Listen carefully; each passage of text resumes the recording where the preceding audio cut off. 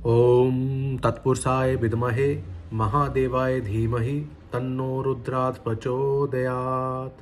जय श्री महाकाल भक्तों, हमारे इस YouTube चैनल में आप सभी का स्वागत है।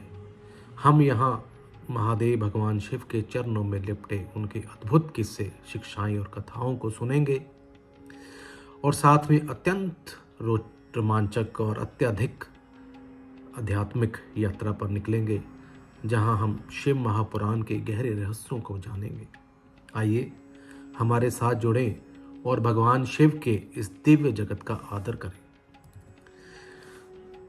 तो जैसे कि हमने कल चर्चा की थी कि अब हम हर रोज एक नए अध्याय का अनुसरण करेंगे, तो आइए शुरू करते हैं पहला श्री शिव महापुराण का अध्याय।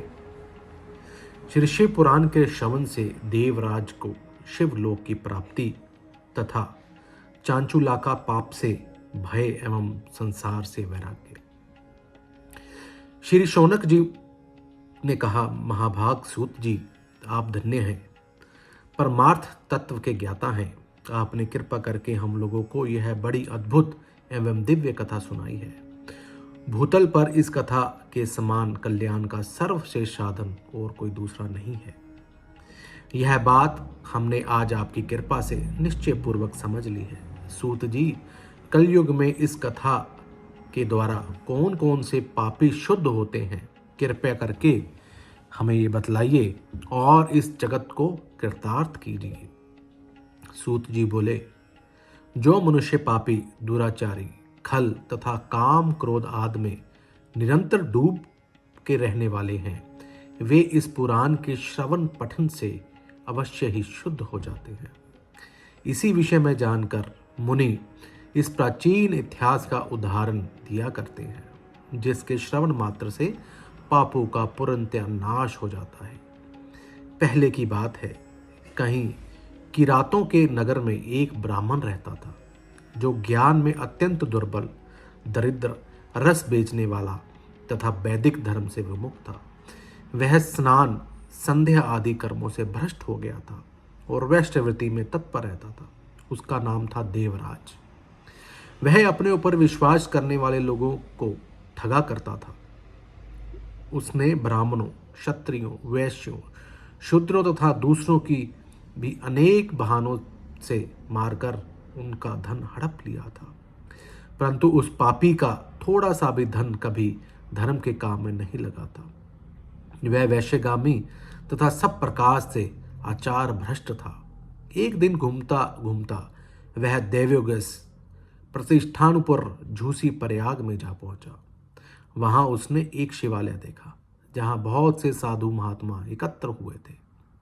देवराज उस शिवालय में ठहर गया, किंतु वहां उस ब्राह्मणों को ज्वर आ गया। उस ज्वर से उसको बहुत पीड़ा होने लगी। वहां एक ब्राह्मण देवता शिव पुराण की कथा सुन रहे थे। ज्वर में पड़ा हुआ देवराज ब्राह्मण के मुखारविंद से निकली हुई उस शिव कथा को निरंतर सुनता रहा। 1 मास के बाद वह ज्वर से अत्यंत पीड़ित होकर चल बसा। यमराज के दूत आए और उसे पाशों में बांधकर बलपूर्वक यमपुरी में ले गए। इतने में ही शिवलोक से भगवान शिव के पार्षदगण आ गए। उनके और गौर अंग कपूर के समान उज्जवल थे, हाथ त्रिशूल से सुशोभित हो रहे थे। उनके संपूर्ण अंग भस्म से उदासित थे और रुद्राक्ष की मालाएं उनके शरीर की शोभा बढ़ा रही थी। वे सब के सब क्रोधापूर्वक यमपुरी में गए और यमराज के दूतों को मार पीट कर, बारंबार धमकाकर उन्होंने देवराज को उनके चंगुल से छुड़ा लिया और अत्यंत अद्भुत विमान पर बिठाकर वे शिवदूत कैलाश जाने को उद्यत हुए। उसी समय यमपुरी में बड़ा भारी कोलाहल मच गया। इस कोलाहल को सुनकर धर्मराज अपने भवन से बाहर आए। साक्षात दूसरे रुद्रों समान प्रतीत होने वाले उन 4 दूतों को देखकर धर्मराज ने उनका विधि पूर्वक पूजन किया और ज्ञान दृष्टि से देखकर सारा वृत्तांत जान लिया। उन्होंने भय के कारण भगवान शिव के उन महात्म दूतों से कोई बात नहीं पूछी, उल्टा उन सब की पूजा एवं प्रार्थना की। तत्पश्चात वे शिवदूत कैलाश पर्वत को चले गए और वहां पहुंचकर उन्होंने उस ब्राह्मण को दया सागर सांब शिव के हाथों में दे दिया। शौनक जी ने कहा, महाभाग सूत जी, आप सर्वज्ञ हैं। महामते, आपकी कृपा प्रसाद से मैं बारंबार कृतार्थ हुआ। इस इतिहास को सुनकर मेरा मन अत्यंत आनंद में निगम हो रहा है। अतः आप भगवान शिव में प्रेम बढ़ाने वाली शिव संबंधी दूसरी कथाओं को भी कहिए। श्री सूत जी बोले, शौनक सुनो, मैं तुम्हारे सामने गोपनीय कथा वास्तु का भी वर्णन करूंगा, क्योंकि तुम शिव भक्तों में तथा वेद वेताओं में श्रेष्ठ हो। समुद्र के निकटवर्ती प्रदेश में एक वाशकल नामक ग्राम है, जहां वैदिक धर्म मुख से विमुखी महापापी द्विज नाम निवास करते हैं। वे सब के सब बड़े दुष्ट हैं। उनका मन दूषित विषय भोग में ही लगा रहता है। वे ना देवताओं पर विश्वास करते हैं, ना ही भाग्य पर। वे सभी कुटिल वृत्ति वाले हैं, किसानी करते हैं और भांति भांति के घातक अस्त्र शस्त्र रखते हैं। वे व्यभिचारी और खल हैं। ज्ञान, वैराग्य तथा सद्धिम का सेवन ही मनुष्य के लिए परम पुरुषार्थ है। इस बात से वे बिल्कुल नहीं जानते। वे सभी पशु बुद्धि वाले इंसान हैं। वहाँ के अन्य वर्णों को विषय में क्या कहा जाए। अन्य वर्ण लोग भी उन्हीं की तरह भांति कुत्सित विचार रखने वाले, सर्वधर्म विमुख एवं खल हैं। वे सदा कुकर्मों में लगे रहते हैं, नित्य विषय भोगों में ही डूबे रहते हैं। वहाँ की सभी स्त्रियां भी कुटिल स्वभाव की हैं, स्वेच्छाचारणी हैं, पापसक्त हैं, कुत्सित विचार वाली हैं और व्यभिचारिणी हैं। कुत्सित विचार वाली स्त्रियां सदा व्यवहार सदाचार से सर्वथा शून्य हैं। इस प्रकार वह दुष्टों का ही निवास है। उस वाशफल नामक ग्राम में किसी समय एक बिंदुक नामधारी ब्राह्मण रहता था। वह बड़ा अधम था, दुरात्मा था और महापापी था। यद्यपि उसकी स्त्री बड़ी सुंदरी थी, तो वो भी कुमार्ग पर ही चलता था। उसकी पत्नी का नाम चंचुला था।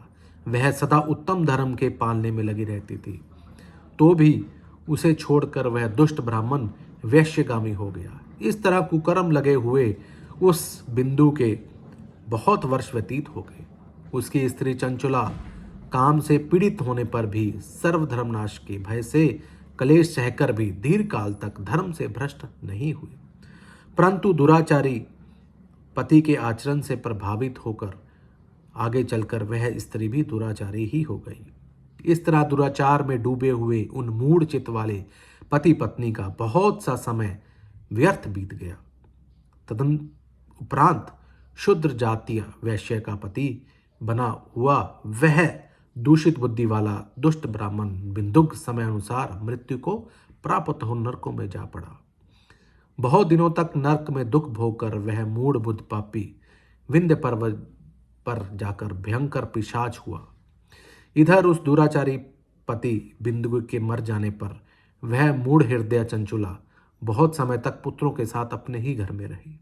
एक दिन देव योग से किसी पुण्य पर्व के आने पर वह स्त्री भाई बंधुओं के साथ गोकर्ण क्षेत्र में गई। तीर्थ यात्रियों के संग में उसने भी उस जगह जाकर किसी तीर्थ जल में स्नान किया। फिर वह साधारणता बंधुजनों के साथ यत्र यत्र घूमने लगी। घूमती घूमती किसी देव मंदिर में गई और वहां उसने एक दैव्य ब्राह्मण के मुख से भगवान शिव की परम पवित्र एवं मंगलकारिणी उत्तम पौराणिक कथा सुनी। कथावाचक ब्राह्मण कह रहे थे कि जो स्त्रियां पुरुष के साथ व्यभिचार करती हैं वह मरने के बाद भी यमलोक में जाती हैं तथा यमराज के दूत उनकी योनि में तपे हुए लोहे का परिघ डालते हैं। पौराणिक ब्राह्मण के मुख से यह वैराग्य बढ़ाने वाली कथा सुनकर चंचुला भय से व्याकुल होकर कांपने लगी। तब कथा समाप्त हुई और सुनने वाले सब लोग वहां से बाहर चले गए। तब वह भयभीत होकर नारी एकांत में शिव पुराण की कथा बाँचने वाले उस ब्राह्मण देवता से बोली। चंचुला ने कहा, ब्राह्मण, मैं अपने धर्म कर्मों को नहीं जानती थी, इसलिए मेरे द्वार बड़ा दुराचार हुआ। स्वामिनी, मेरे ऊपर अनुपम कृपा करें। आप मेरे उद्धार कीजिए। आज आपसे वैराग्य रस से ओत प्रोत इस प्रवचन को सुनकर मुझे बड़ा भय लग गया है। मैं कांप उठी हूँ और मुझे इस संसार से वैराग्य हो गया है। मुझे मूढ़ चित्त वाली पापनी को धिक्कार है। मैं सर्वथा निंदा के योग्य हूँ, कुत्सित विषयों में फंसी हुई हूँ और अपने धर्म से विमुख हो गई हूँ। हाय, न जाने किस किस घोर कष्टदायक दुर्गति में मुझे पड़ना पड़ेगा, और वहां कौन बुद्धिमान पुरुष कुमार्ग मन लगाने वाली इस मुझ पापनी का साथ देगा।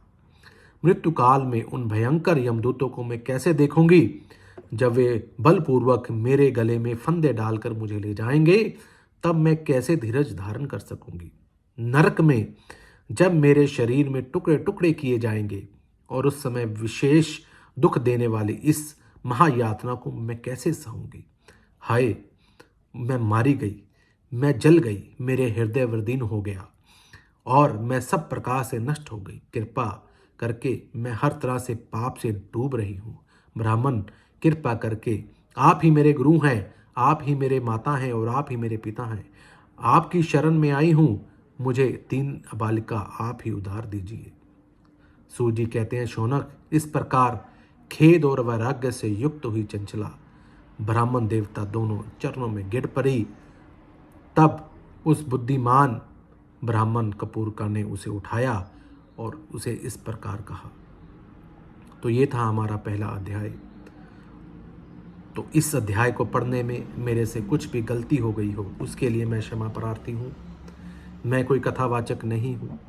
इस वीडियो को बनाने का मेरा सिर्फ एक ही मकसद है कि जो भाई बंधु समय ना होने के कारण श्री शिव महापुराण से और वेदों से दूर हैं वो इसका उच्चारण कर पाए।